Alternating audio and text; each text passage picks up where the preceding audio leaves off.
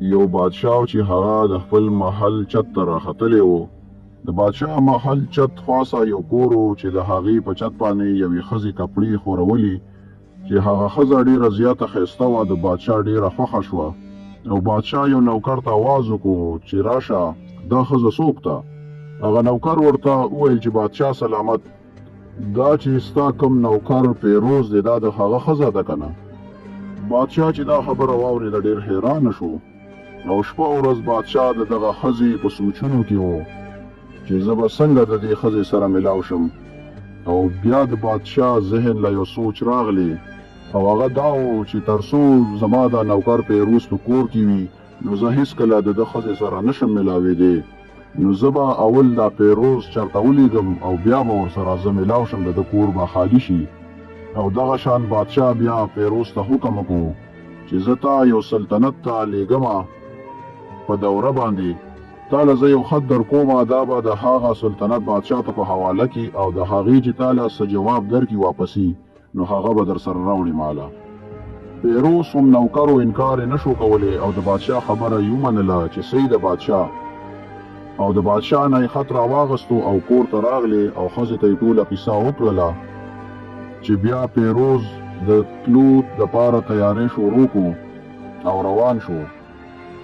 پیروز چې لاړې نو بس لږ ساعت پس بیا بادشاه رالی او د پیروز د کور دروازه یې وډبوله چې د پیروز ښځې ته تپوس وکړو چې څوک یې او څه له راغلی. بادشاه ورته وویل چې زه بادشاه یم او دروازه کولاو کړه چې د پیروز ښځې ورته دروازه کولاو کړه. د پیروز ښځې ورته سلام وکړو او خپل کور ته یې را دننه کړو. د پیروز ښځې بادشاه ته وویل چې بادشاه سلامت، ستا داسې ناڅاپه راتلل زموږ کور ته په اول ځل باندې زه د الله نه پناه غواړم خو ماته په دې کې خیر نه ښکاري. بادشاه ورته وویل چې زه ستا نن مېلمه یم. د پیروز دا ښځه ډېره هوښیاره او نیکه وه. دې ته پته وه چې ماته د بادشاه ارادې ښې نه ښکاري. د پیروز ښځې بادشاه ته وویل چې ته کښېنه او زه تا له څه پخومه د خوراک دپاره. بادشاه خوشحاله شو، ورته یې وویل چې صحیح ده زه انتظار کوم. او د پیروز ښځه لاړه. د پیروز ښځې بادشاه ته انډې پیش کړې چې هغې جوش کړې وي او هرې انډې یې الګ الګ رنګ ورکړی و. بادشاه د پیروز د ښځې نه تپوس وکړو چې دې انډو له تا د کلرز ولې ورکړي الګ الګ. د پیروز ښځې ورته وویل چې دا زموږ څوک خاص مهمان یي، دا هغې له موږ داسې انډې پخوو. بادشاه چې کله انډې وخوړلې نو د پیروز ښځې ته تپوس وکړو ای بادشاه تا چې کمې انډې وخوړلې نو ته ماته ووایه چې د کمې انډې خوند پکې ښه و د کمې پکې ښه نه و. بادشاه ورته وویل چې نه د انډې خو ټولې یو شانته وي، یو شانته ذایقې وه. د پیروز ښځې ورته وویل نه بادشاه، تا ته چې ما کمې انډې پیش کړې د دې ټولو رنګونه بدل وو نو ته بیا څنګه وې چې د دې ذایقه یو شان وه. بادشاه ورته وویل چې رنګونه یې بدل وو خو ذایقه د ټولو یو شان وه.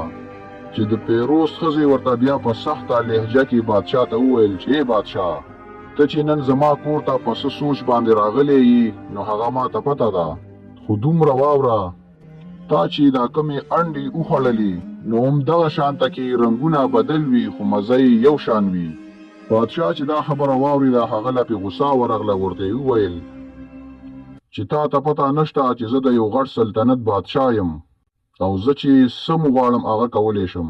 د پیروز ښځې ورته وویل او ما ته پته ده چې ته بادشاه یې او ما د بزرګانو نه اورېدلي دي چې ازمری هر څومره اوږې شي نو هغه مرداره نه خوري، او ته چې نن کم لوښي دپاره اوبو څښلو له راغلی نو هغه داسې لوښی دی چې په هغې کې د بادشاه سپی هم اوبه نه څښي، نو ته خو بیا د یو غټ سلطنت بادشاه یې. بادشاه چې دا خبرې واورېدې نو بادشاه एकदम د پیروز د کور نه بهر طرف ته روان شو.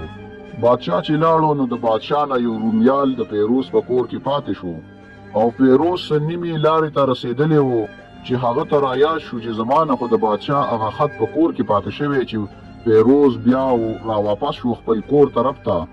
پیروز چې کله خپل کور ته راغلی نو ښځې ترې تپوس وکړو چې ته ولې واپس راغلی.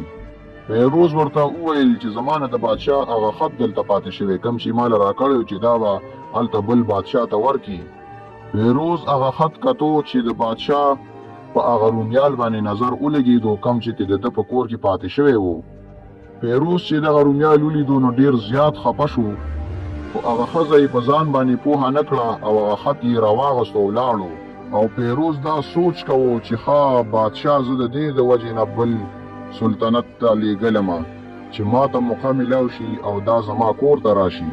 او ورسره یې په خپله ښځه باندې شک پیدا شو چې زما دا ښځه ورسره سلاکاره ده.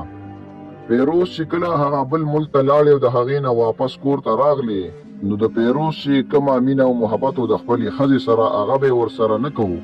او یوه ورځ یې بیا دغه خپله ښځه د خپل پلار کور ته بوتله او هلته یې ولرونو او پلار ته وویل چې دا ښځه به نور زما کور ته نه راولئ، چې په دې باندې د دوی د یو بل سره جګړه راغله چې د پیروز ښځې ورونه او پلار ورته وایي چې اخر څه وجه ده مونږ ته خو ووایه، چې پیروز ورته خبره کولی نه شوه.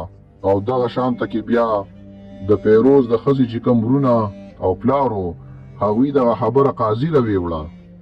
قاضي ته یې خپله مسله بیان کړه چې دغه قاضي هم د بادشاه په محل کې ناست و. کله چې د دوی دا فیصله کېدله، د دغه ښځې ورونو قاضي ته وویل چې مونږه د پیروز لا یو باغ ورکړی و چې هغه تک شین باغ و د میوو نه ډک، چې دې پیروز ته هغه میوې هم وشو کولې او ورسره یې د هغې نه هغه څانګې هم کټ کړې او بیا یې هغه باغ مونږ ته واپس پرېښودو. مونږ ته تپوس کوو چې ولې څه وجه ده چې ته مونږ له دا باغ واپس راکې. هغه مونږ ته وجه هم نه وایي او وایي چې بس زما نور دا باغ نه دی پکار. قاضي چې دا خبرې د ښځې د ورونو واورېدې، نو د پیروز طرف ته یې وکتل چې وایه اوس ته.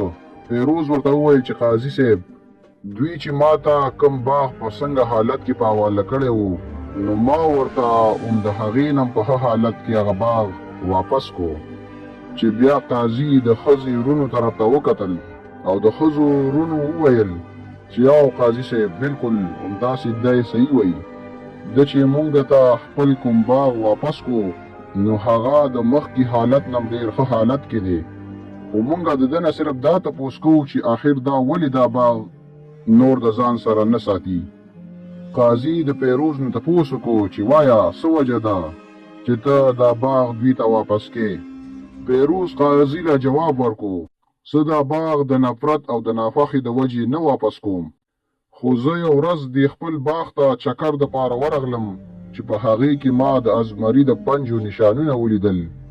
نو بیا زه ډېر ګبراو شوم او دا سوچ مې وکړو چې هسې نه دا ازمری ما ته چرته په دې باغ کې نقصان راونه رسوي. نو په دې وجه باندې ما بیا دې باغ ته تلل بند کړل د ازمري د یرې. په دغه محفل کې بادشاه هم ناست و چې دا ټوله قصه یې واورېده. بادشاه پیروز طرف ته اشاره وکړه چې ای پیروزه، ته خپل باغ ته بلکل مطمئن ځه، په دې کې هېڅ شک نشته دی چې ستا باغ ته ازمری درغلی و. هغه زمری ستا د باغ میوه خوراک وسکې چې پاڼې له یې هغه پنجه هم نه ده ټچ کړې. بس هغه زمری ستا باغ ته د شکار په نیت درغلی و، خو هغه ستا د باغ نه ډېر ذلیله او خوار واپس رووتو. په الله مې د قسم وي چې ستا د باغ چې کم دیوالونه دي، نو ما داسې مضبوط دیوالونه د یو باغ هم نه دي لیدلي. او دغه کیس په دغه خبره باندې ختم شو. پیروز خپله ښځه خپل کور ته راوسته. دوی چې په کومه طریقه باندې دا خبره دا فیصله وکړله، نو په دغې باندې په دغه دربار کې چې کم خلک وو او کم قاضي وو هغه پې پوه نه شو او فیصله هم د دوی حل شوه. نو دوستانو، په دې قصه کې زموږ دپاره دا سبق دی چې ښه او نیکه ښځه درته میلاو شي په دې دنیا، نو دا د جنت نه څه کمه نه وي، خو اکثر شک او غلط فهمي زمونږه د جنت په شان زندگی تباہ او برباد کی. نو هیڅکله هم غلط فهمي او د شک په بنیاد باندې خپلې رشتې مه خرابوئ، چې تر څو تاسو په خپله د سچایۍ نه خبر شوي نه وي. نو الله دې مونږ ته د نیک عمل توفیق راکړي. امین.